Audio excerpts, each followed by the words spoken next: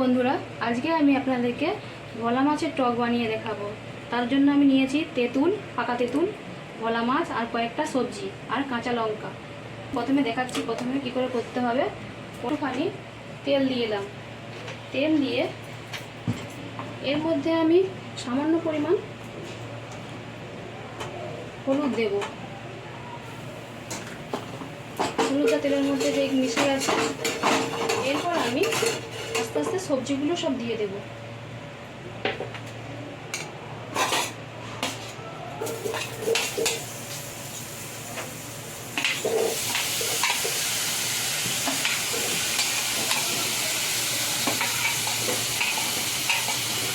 আর কাঁচা লঙ্কাগুলো ছিঁড়ে রেখেছিলাম, কাঁচা লঙ্কাগুলো দিয়ে দেবো এর মধ্যে।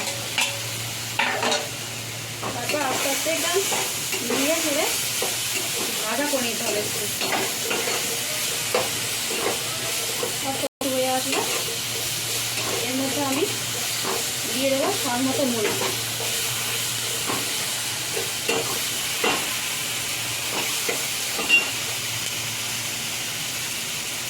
প্রথমে আমি 1 চামচ নুন দিয়ে রাখলাম। সবজিগুলো একটু ভাজা ভাজা হয়ে আসলে তারপর আমি এর মধ্যে দিয়ে দেবো জল।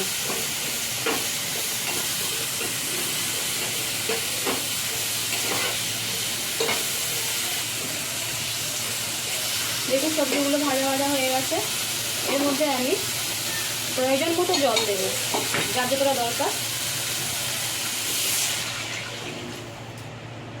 সবজিগুলো সেদ্ধ হয়ে গেলে তারপর আমি এর মধ্যে মাছ দিয়ে দেবো। মূলো, কুমড়ো, বেগুন, ঢেঁড়স এই সবজিগুলো সব সেদ্ধ হয়ে গেছে। এবার আমি এর মধ্যে দিয়ে দেব পাকা তেঁতুলের জুসটা। পাকা তেঁতুলটা দানাগুলো ফেলে দিয়ে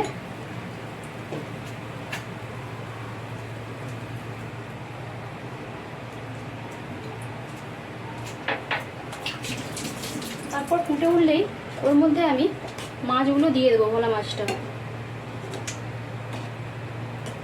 দেখুন আমার ফুটে গেছে ঝোলটা। এর মধ্যে এবার ভোলা মাছগুলো দিয়ে দিচ্ছি। ভোলা মাছগুলো একটু সেদ্ধ হয়ে যাবে। গরমকালে এই তেঁতুলের হালকা টকের ঝোলটা খেলে খুব ভালো লাগে, শরীরের পক্ষে খুবই উপকারী। আপনারাও বাড়িতে বানিয়ে দেখবেন। ভালো লাগলে লাইক, কমেন্ট, শেয়ার করবেন।